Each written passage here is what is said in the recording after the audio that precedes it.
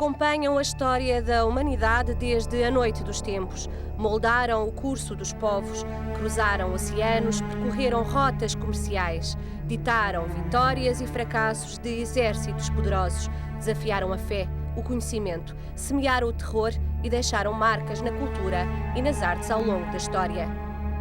As doenças infecciosas interferiram de tal forma no percurso da humanidade que a história dos homens não poderia ser contada, esquecendo os seus nomes.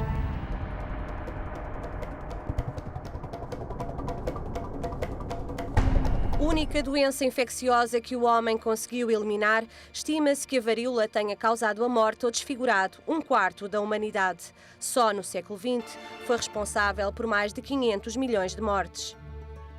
O seu caminho para mercadores, quer por via terrestre, quer mesmo por via marítima, estenderam para a Índia e depois para a China. Também o recém-descoberto continente americano desconhecia esta doença. Sem imunidade, os povos indígenas rapidamente sucumbiram à varíola.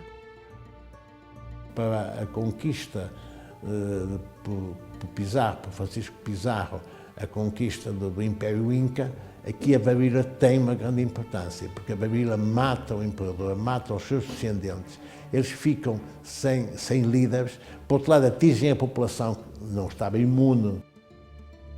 Mais tarde, a varíola terá sido usada contra os índios americanos. Naquele que terá sido o primeiro episódio de guerra biológica da história, o comando das tropas inglesas distribuiu aos índios roupas contaminadas e venceu assim as tribos revoltosas.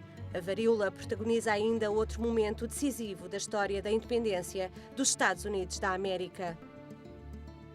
O George Washington declara mais tarde que a proteção contra a varíola teve um papel importante na sua luta e mandou aquilo que se chamava a varíolização dos seus soldados, que era inocular linfa de doentes com varíola. A varíola provoca, como sabem, vesículas que têm um líquido que está infectado. Extraía-se esse líquido e inoculava-se por escarificação e inoculava-se nas pessoas a quem se quer imunizar. A vacina surge a partir da experiência de Edward Jenner, em 1796. Este médico inglês, que exercia a sua atividade numa zona rural, ao perceber que as ordenhadoras de vacas se tornavam imunes após a exposição à varíola bovina, desenvolveu com sucesso o processo de inoculação. Pasteur, portanto, anos mais tarde, resolve atribuir o nome de vacina a todo o processo de imunização ativa contra qualquer doença, em homenagem a Jenner, porque vacina era em latim da vaca, significa da vaca, e era a linfa das lesões da varíola da vaca que permitiam a imunização contra a varíola.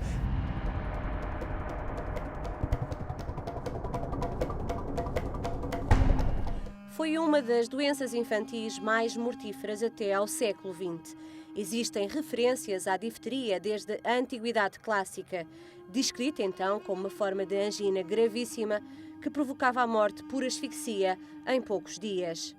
No século XVI, século XVII, a Europa toda, todos os países europeus tiveram vários surtos de difteria, e alguns destes surtos tiveram um impacto muito grande na Península Ibérica.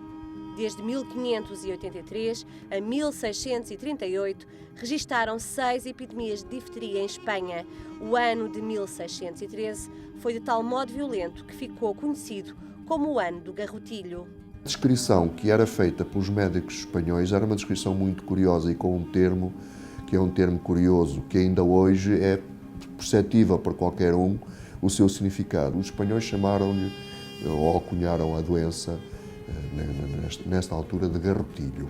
Durante as invasões francesas em Portugal por Napoleão, o imperador recebeu notícia da morte do sobrinho e da princesa Hortência.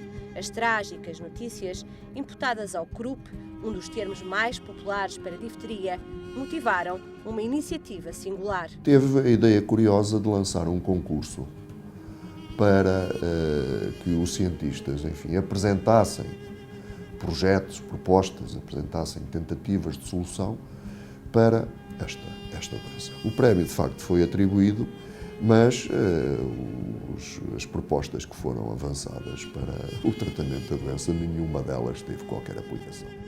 Apesar do fracasso na descoberta de um tratamento eficaz, o qual só seria alcançado com a vacina no século XX, foi o francês Pierre Bretonneau quem estabeleceu uma distinção clara entre escarlatina e difteria e o primeiro a denominar a doença pelo termo pelo qual é conhecida hoje.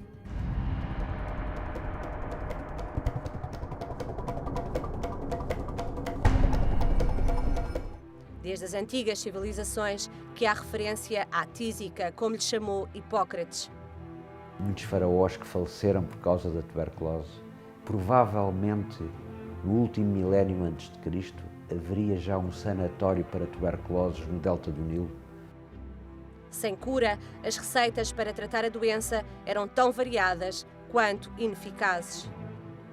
Desde as terapêuticas mais primitivas, mais rudimentares, desde as crenças em tratar a tuberculose, por exemplo, com receitas de crocodilo cozido ou com infusões de repolho,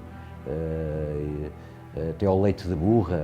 A Marquesa de Pompadour terá ingerido centenas e centenas de leite de burra e só foi expulsa de Versalhes quando começou com hemoptises. Ao longo da história, a tuberculose foi retratada na arte, muitas vezes envolta numa áurea de mistério e ardentes paixões. Por exemplo, em Les Misérables, como sabe, Fantine estava afetada de tuberculose. Retratada também em inúmeras óperas, como por exemplo em Mimi, em La Bohème, Violeta, em La Traviata. Portanto, figuras, personalidades principais nessas óperas e que estavam afetadas de tuberculose. A tuberculose atingia todas as classes. É longa a lista de nomes da cultura que sucumbiram à infecção.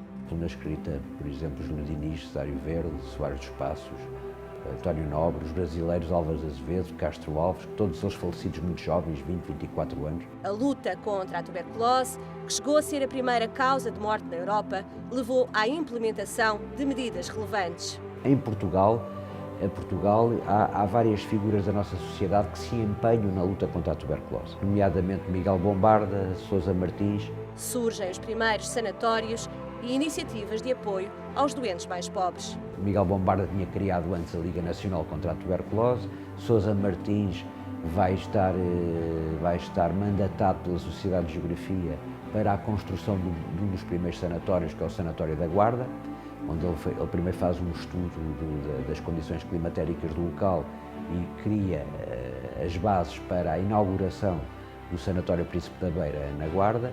E depois, se não estou enganado, em 1899, a Rainha Dona Amélia funda a Assistência Nacional aos Tuberculosos com o objetivo de apoiar, de facto, aqueles que eram mais desfavorecidos, que estavam mais expostos à possibilidade de contrair tuberculose. Apesar dos avanços da medicina, a guerra contra a tuberculose continua por vencer.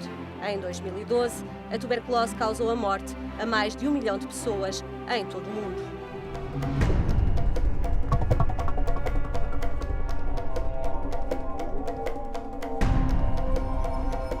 No dia 3 de agosto de 1492, Cristóvão Colombo partiu de Palos de la Frontera para uma viagem que mudou o mundo.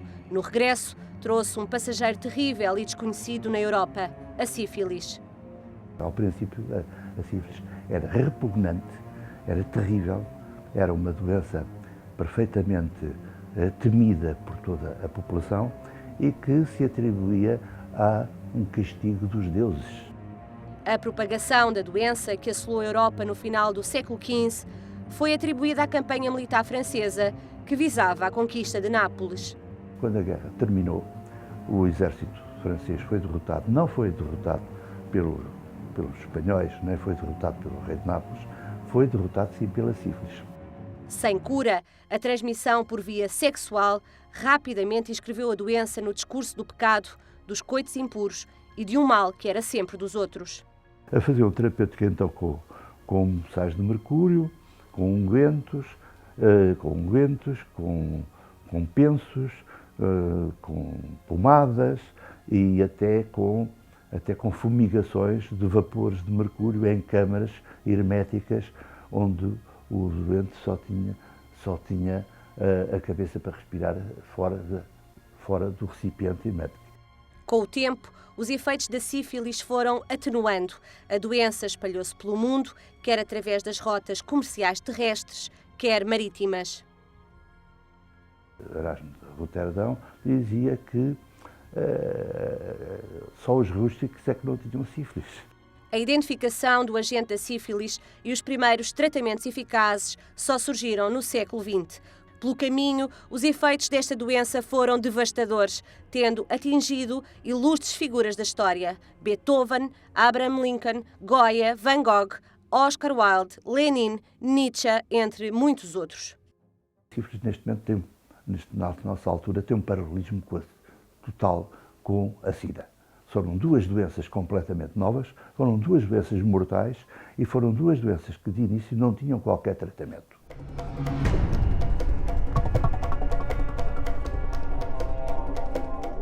A sua origem é obscura. Hipócrates, considerado o pai da medicina, terá descrito o tifo pela primeira vez. Hipócrates é aquele que diz que tifo é a perda da clareza das ideias e do pensamento. Na antiga Grécia, o tifo terá sido decisivo no destino da sociedade ateniense. A praga de Atenas durante as guerras de Peloponeso favoreceu o poderoso exército espartano e mudou o rumo da velha cidade-estado. Atenas liderava o conhecimento, o comércio, o poder militar, e o tifo, se de tifo se tratou, fez com que Esparta tenha ganho. Deu cabo, e passa a expressão, de um quarto da população de Atenas. Liquidou o líder Péricles. E Atenas, daí para a frente, nunca mais teve a projeção, nem o poder tinha tido até aí. Transmitida pelo piolho, a doença disseminava-se rapidamente nos aglomerados de pessoas em condições de higiene inexistentes. O tifo apanhou boleia dos exércitos e muitas vezes foi mais mortal do que o combate. E isto é tão verdade que temos a ação do tifo a condicionar. Olha, a Guerra dos 30 anos. Mais próximo destruiu o exército de Napoleão naquela aventura russa. Teve interferência na Primeira Guerra Mundial e acabou na Segunda Guerra, onde ainda há um exemplo claro que é o surto de Nápoles, que é determinante na história do tifo. O recente desenvolvimento, em 1943, do DDT, considerado o primeiro pesticida moderno, revelou-se uma arma poderosa no combate das pragas. Usado no surto de Nápoles, estima-se que tenha salvado 5.000 vidas. Aparentemente longínquo, o tifo continuou a matar até ao final do século passado. O último óbito por tifo em Portugal data de 1950, mas perto do início deste milénio, a doença mostrou que a história não está definitivamente encerrada no passado. No final do século XX, na mesma altura em que a ciência descodificava o genoma da Rickettsia, agente do tifo, nessa mesma altura existia um surto de tifo que matou 15.000 pessoas em África, no Burundi. Eu diria que temos que temer o regresso de quem verdadeiramente nunca partiu.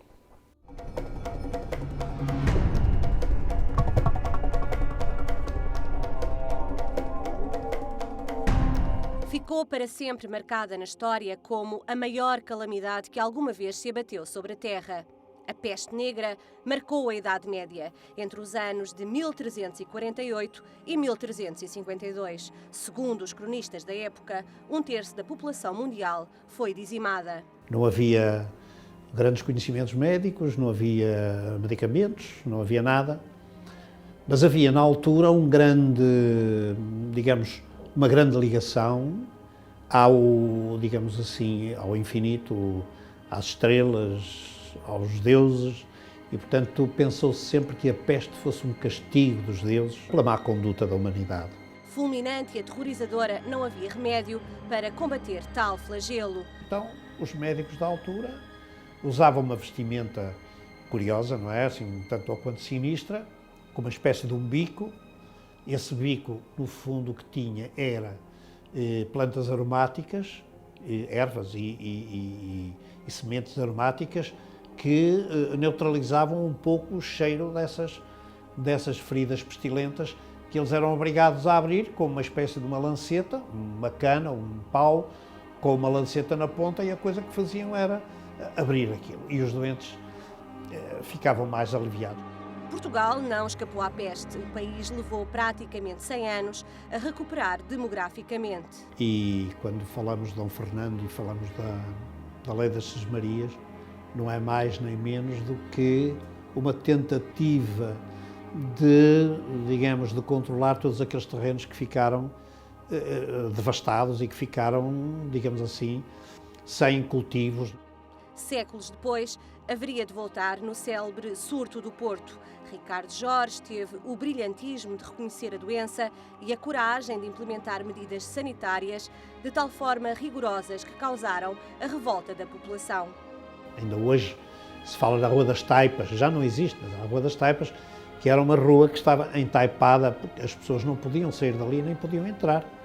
Portanto, isso tornou Ricardo Jorge como uma figura não muito grata da gente do Porto, não é? E a verdade é que ele teve de fugir, autenticamente fugiu para Lisboa para não ser linchado por causa dessas medidas, não é?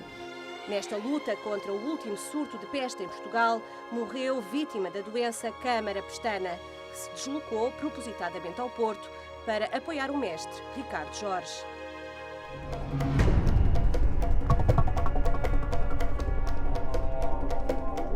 Criado em 2007 como unidade dependente do Instituto Nacional Ricardo Jorge, o Museu da Saúde visa preservar a memória dos serviços de saúde.